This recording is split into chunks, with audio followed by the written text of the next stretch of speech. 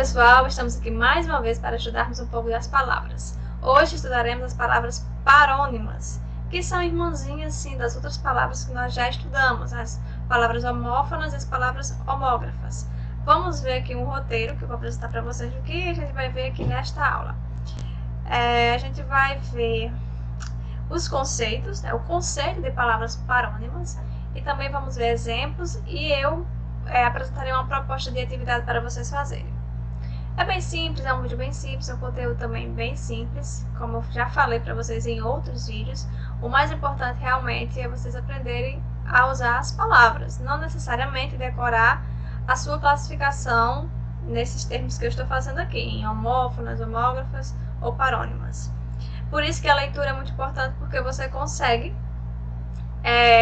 ter aí como bagagem um maior número de palavras, entendendo seus significados, é claro, para que vocês possam usar na escrita de vocês e também na fala de vocês. Vamos aqui continuar.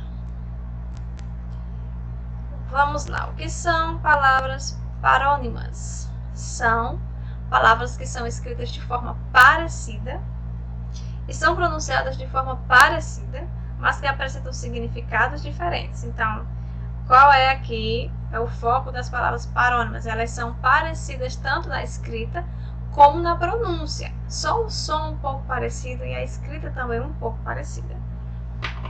Vamos continuar nossos slides aqui para vocês entenderem melhor. Eu fiz um pequeno resumo do que significava então, do que significaria então este conceito. E a gente tem assim, quando se fala em palavras parônimas, a fonética semelhante, a grafia semelhante e o significado diferente. A gente viu que todas as palavras que nós estudamos até aqui, os significados sempre são diferentes.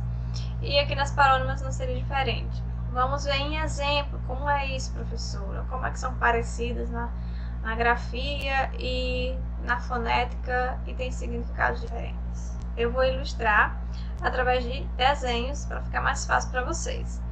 Olha só, a gente tem o cavaleiro, que é o homem que anda de cavalo. Por exemplo, no tempo medieval, os cavaleiros andavam de cavalo ali, em busca das donzelas, né? Lembrando até um pouco do trovadorismo, que foi um conteúdo que a gente estudou.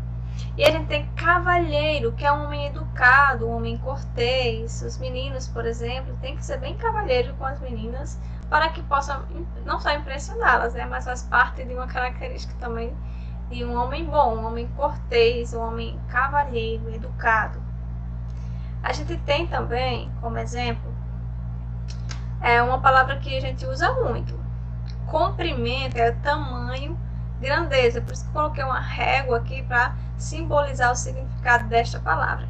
E cumprimento com U é saudação. Então, vamos ver se a gente não erra mais, né, pessoal? Não se equivoca mais no uso aí das palavras, porque uma letra compromete o sentido aí da expressão que você quer dar. Então, lembre-se, cumprimento é saudação. Comprimento é tamanho, grandeza. E também temos muitas palavras nesse sentido das palavras parônimas. A gente tem delatar, que é denunciar. Por exemplo, na sala de aula, quando algum aluno faz alguma coisa, e ele vai delatar para a professora quem foi que fez, né? Um outro aluno vai delatar. A gente chama, tem até a delação premiada, que é quando aqueles políticos que são presos, eles delatam, eles é o X9, né? Ele fofoca ali, ele diz quem foi outras pessoas que estiveram envolvidas ali naquele esquema. A gente tem dilatar, que é alargar e estender. O estômago se dilata, então ele se estende, ele como se ele abrisse, se alargasse. Então tem esses dois sentidos aí, que são palavras que na pronúncia elas parecem um pouco e na escrita também. A gente tem também discriminar, que é diferenciar, segregar, que é realmente no sentido que a gente escuta muito na escola. Ele está me discriminando, ele está me separando dos outros. Discriminação contra negros, mulheres, é como se separasse esse grupo. Então, não quero esse grupo, estou discriminando. E discriminar é inocentar, é descriminalizar.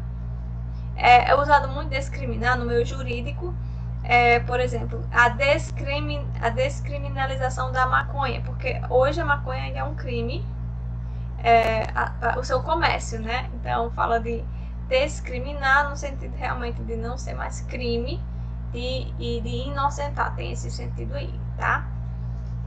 Vamos aí em outros exemplos.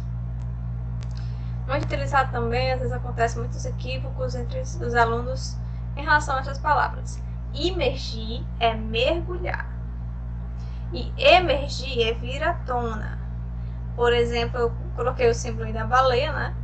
Porque quando ela salta, ela vai emergindo ali. E quando ela desce, ela está imergindo. Então, só a diferença de uma letra, minha gente, diferencia também os seus significados. Por isso que vocês têm que ficar atento aí.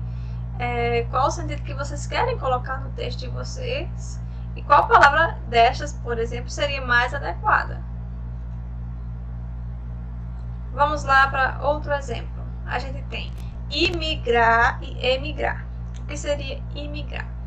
É quando a gente entra num novo país. Quando há imigrantes, ou seja, pessoas que estão vindo de outro país para o nosso. Aí nós chamamos essas pessoas de imigrantes. Emigrar é quando nós saímos do nosso país, do nosso local, para um outro país, né? Para um outro lugar ali, um outro espaço, outro país. É usado no meio geográfico, em geografia se utiliza muito essa palavra, e é importante o seu uso, saber o significado dessa palavra para que vocês não mais se equivoquem e escrevam com sentidos inadequados. Acredito que este é o último exemplo, dentre muitas e muitas outras palavras que existem que são parônimas. Mas eu escolhi as palavras mais comuns, que tem muitos equívocos, o pessoal erra muito nesse sentido aí. Por exemplo, a palavra tráfego e tráfico. Tráfego é trânsito. Quando eu digo que o tráfego está intenso, é porque o trânsito está intenso. Quando eu digo que há tráfico de drogas, por exemplo, é tráfico com essa palavra aqui, ó. Tráfico de maconha, por isso que eu coloquei a plantinha aqui da maconha. Então, tráfico é o quê? Um comércio clandestino, que pode ser um tráfico de qualquer coisa, né? Que seja clandestino. Existe até tráfico de órgãos, por exemplo. Então, assim, só para vocês entenderem, né? São parecidas na pronúncia e na escrita, mas seus significados são totalmente diferentes. Se usadas de formas inadequadas, vai trazer um sentido bem complexo aí para o seu texto que o leitor ele não vai entender. Ainda temos outro exemplo, muito importante esse também. Absorver e absolver. Absorver é sugar, sorver. A esponja, por exemplo, ela absorve, ela suga. E absolver é inocentar. Quando um réu ele vai para júri, juiz, no tribunal, ele pode ser absolvido e não absorvido, que seria até estranho dizer que ele foi absorvido, né? Ele foi sugado, não. Ele foi absolvido no sentido de inocentar. Bom, pessoal, como eu falei, é um slide assim, bem simples, porque é um conteúdo bem pequeno, mas que existem muitas e muitas palavras que vocês podem pesquisar, palavras parônimas, e observar os seus significados, para vocês notarem se vocês não estão escrevendo de forma equivocada, né, com sentidos diferentes daquilo que vocês querem colocar no texto de vocês.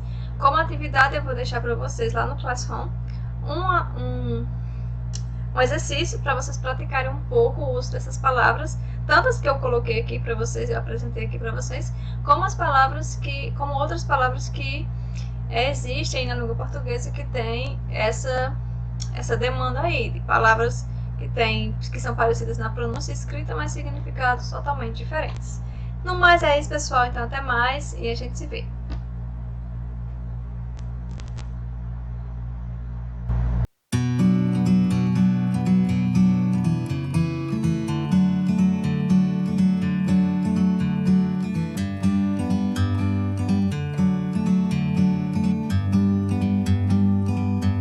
Like a bird on a tree,